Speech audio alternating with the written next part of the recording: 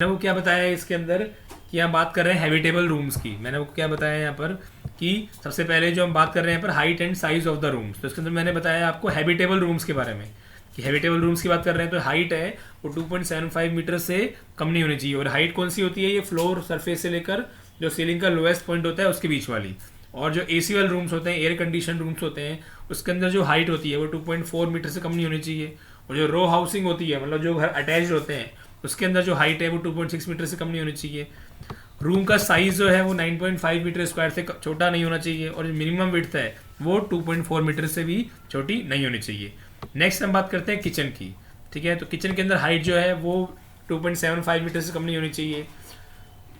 Floor area should not be less than 5.5 metre square. और जो minimum width है 1.8 metre है। ये सब एनबीसी ने दिए हुए हैं, नेशनल बिल्डिंग ऑफ कोड ने दिए हुए हैं ये सब।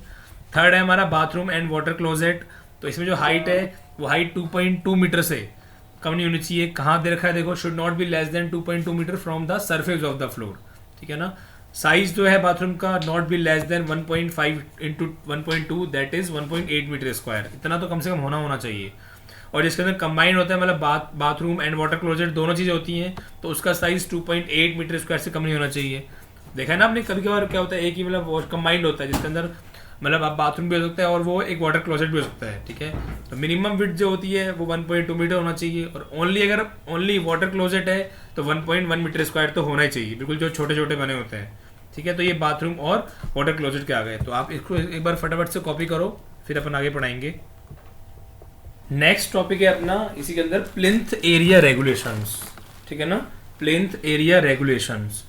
तो बात करते हैं सबसे पहले यहाँ पर कि प्लिंथ लेवल क्या होता है। तो पहले पूछता हूँ मैं, जैसे मान लो आपके सामने देखो, मान लो आपके सामने ये मेरा जो है ये मेरा ग्राउंड लेवल है। This is my ground level, ये मेरा ग्राउंड लेवल है। ठीक है ना, इसको GL से नाम देता हूँ, ग्राउंड लेवल। ठीक है, इसके नीचे जो चल रहा है वो मेरा क्या है, सब स्ट्रक्चर, फाउंडेशन एंड ऑल। ठीक है, जो भी चल रहा है, फुटिंग लगा रखी है मैंने, जो भी है फाउंडेशन चल रही है इसके नीचे।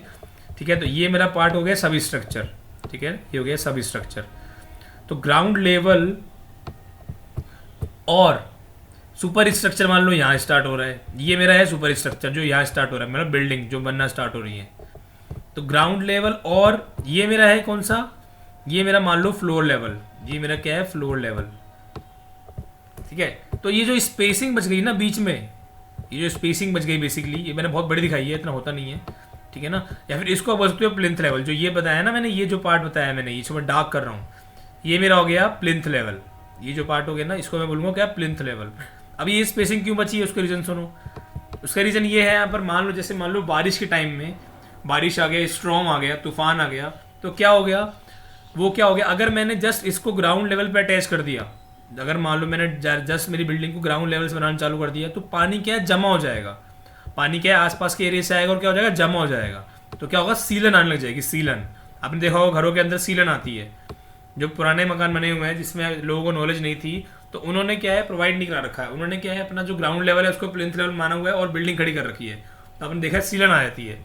सीलन आने के कारण क्या क्या होता है कि हमारा पानी इकट्ठा हो जाए, ठीक है, मॉइस्चर हो जाए। आपने देखा होगा कि जो घर बने होते हैं उसके अंदर पानी इकट्ठा हो जाता है, मोरियों के अंदर। ऊपर देखो छत के ऊपर मोरियाँ बनी होती है, जैसे पानी नीचे जाता है, अगर वहाँ पानी इकट्ठा हो जाता है तो क्या होता है, सीलन आ जाती है। ठीक है,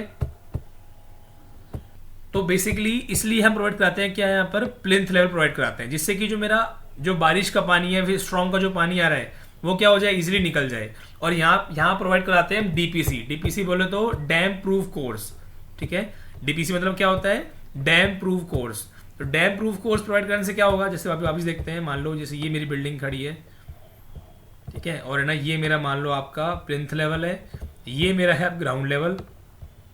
ठीक है, और इसके नीचे मेरा क्या है ये है मेरा सब स्ट्रक्चर। तो डीपीसी की एक लेयर होती है, तो वो क्या होता है, वो एक मटेरियल होता है जो कि मॉइस्चर क्या करता है, एब्जॉर्ब कर लेता है, जिससे सीलिंग नहीं आती है। डैम प्रूफ मतलब जो सीलन आएगी वो उसके प्रूफ होती है, उसमें सीलन नहीं आएगी। तो ऐसा मटेरियल तैयार करते हैं सीमेंट के अंदर मिला के, जिससे कि वहाँ पर बिल्कुल भी सीलन नहीं आती है। ठीक है, उसको बोलते हैं हम डैम प्रूफ कोर्स। तो ये हो गया मेरा प्लिंथ लेवल, ये जो मैंने ऊपर दिखाया, this is my plinth level. और नीचे वाला क्या हो गया, मेरा ग्राउंड लेवल। और ऊपर वाला क्या हो गया मेरा, यहाँ पर ऊपर वाला हो गया मेरा सुपर स्ट्रक्चर, ये वाला पार्ट। और नीचे वाला क्या हो गया मेरा सब स्ट्रक्चर। मैं यहाँ बात करता हूँ बच्चों, देखो कि जो एरिया ऑफ बिल्डिंग होता है, क्या लिखा हुआ है, the area of building including area of all the units with the wall thickness at plinth level is called plinth area. इसका मतलब ये डायग्राम बना हुआ है आपके सामने, मतलब वो एरिया बिल्डिंग का जो कि सब यूनिट्स को कवर करता है इंक्लूडिंग वॉल थिकनेस को, उसको हम क्या बोलते हैं, प्लिंथ एरिया बोलते हैं, जो कि प्लिंथ लेवल पे होता है। लेकिन कुछ कुछ एरिया ऐसा होता है, कुछ कुछ स्पेस ऐसा होता है जो कि प्लिंथ एरिया में एक्सक्लूड होता है। जैसे मान लो अगर आपको मान लो बिल्डिंग के अंदर लिफ्ट खड़ी करनी है, तो उस लिफ्ट का जो एरिया होगा, जैसे लिफ्ट का जो एरिया है वो हम प्लिंथ एरिया के अंदर काउंट नहीं करेंगे। या जो कोर्ट यार्ड का एरिया हो गया वो भी हम प्लिंथ एरिया में काउंट नहीं करेंगे। ठीक है ना, कुछ एरिया होते हैं जो कि हम प्लिंथ एरिया में काउंट नहीं करते। तो यहाँ पर जो आपके सामने डायग्राम बना हुआ है, इसमें देखो प्लिंथ एरिया निकाल रखा है। जैसे मान लो 10 मीटर ये लेंथ दे रखी है और यहाँ पर ये 9 मीटर ये दे रखा है टोटल।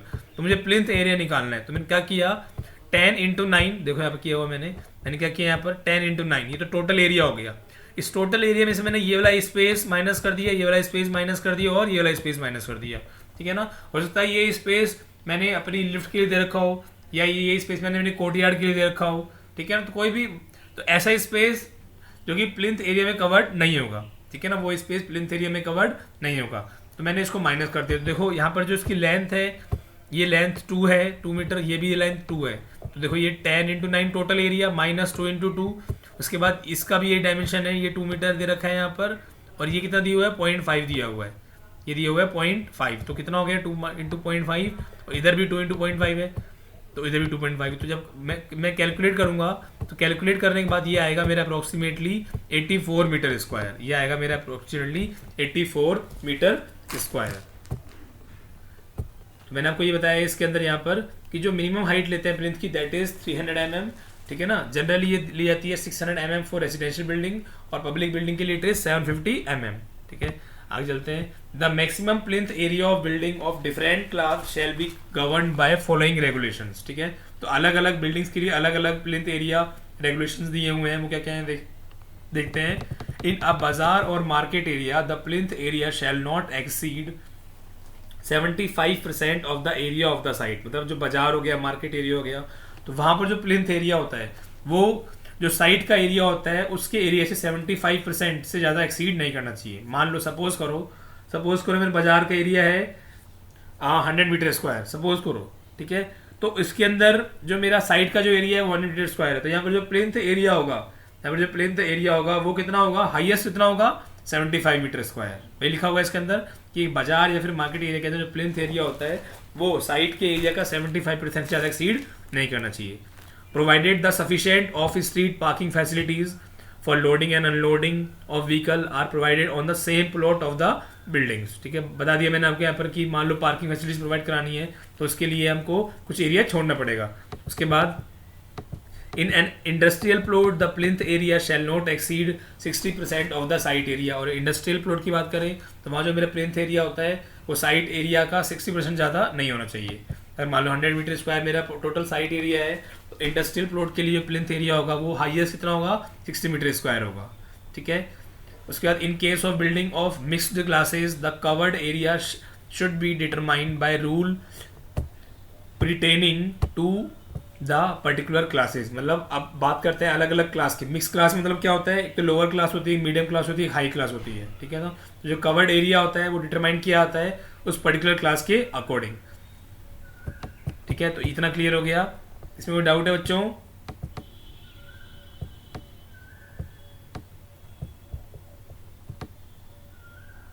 तो अभी डायग्राम बनाओ, फिर इसको कॉपी करना स्टार्ट करो।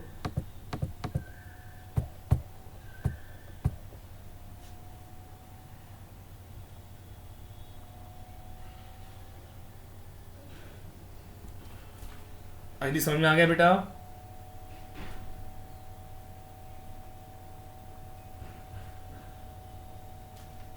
ओके,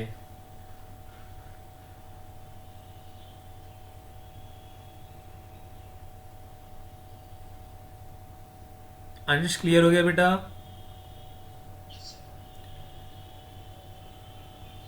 आदेश?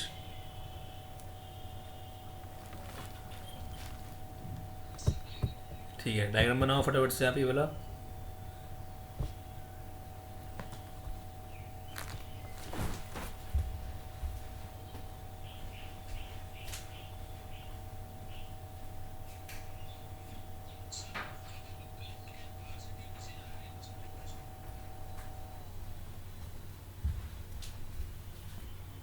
कुछ बोल रहा है कोई? बोलो।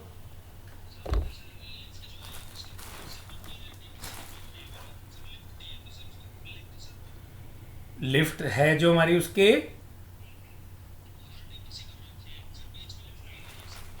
हाँ तो उस एरिया को काउंट नहीं करेंगे हम, जो लिफ्ट वाला एरिया काउंट नहीं करेंगे। डीपी से तो आ रही है बट उस एरिया को हम काउंट नहीं करेंगे क्योंकि वो लिफ्ट का एरिया है, तो उसको हम प्लिंथ एरिया में काउंट नहीं करेंगे।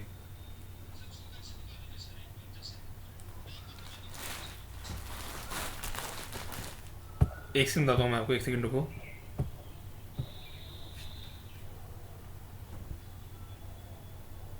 हाँ आप बोलो क्या बता रहे हो तुम मुझको, यस पूछो। जैसे मान लो ये, जैसे ये मान लो लिफ्ट अपनी, ये लिफ्ट मान लो, ये लिफ्ट है अपनी, ठीक है ना, ये पर्टिकुलर लिफ्ट है, इसको मैंने यहाँ दिखाया है, ठीक है ना। अगर मैं देखूंगा इसको सामने से देख रहा हूँ तो लिफ्ट ऐसी होगी कुछ, ठीक है ना। ठीक है। अब बताओ, आप ये कहना चाह रहे हो ना सर, ये वाला जो नीचे वाला एरिया, ये वाला एरिया कैसे निकालेंगे?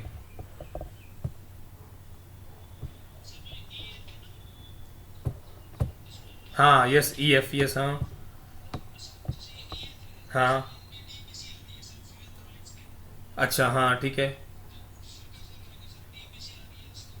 नहीं डीपीसी तो आ रही है, ठीक है समझ में आ रहा हूँ मैं यही। अगर आप एक काम ये भी कर सकते हो कि इस वाले एरिया में डीपीसी मत प्रोवाइड कराओ, कोई दिक्कत नहीं है इस वाले एरिया में।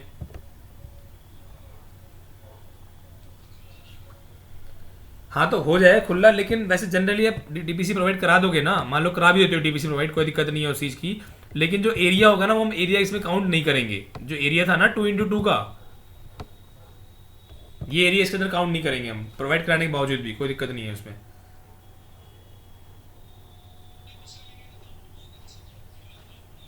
हाँ आउट तो काउंट होगा, ये वाला वो तो काउंट होगा, लेकिन फिर भी हम है ना इसको इग्नोर करके चलेंगे। वैसे देखो कभी कभार क्या होता है, जनरली क्या होता है, कभी कभार इसको इंक्लूड भी कर लेते हैं, मैं ऐसे नहीं बोल रहा, but most of the cases इसको एक्सक्लूड करके चलते हैं अपन।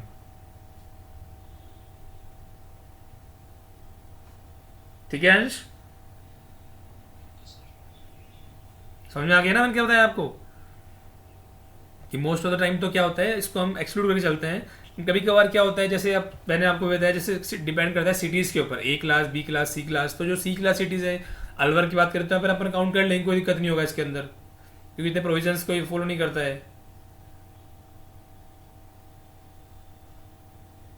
ठीक है। हाँ डायग्राम ड्रॉ कर लिया बच्चों।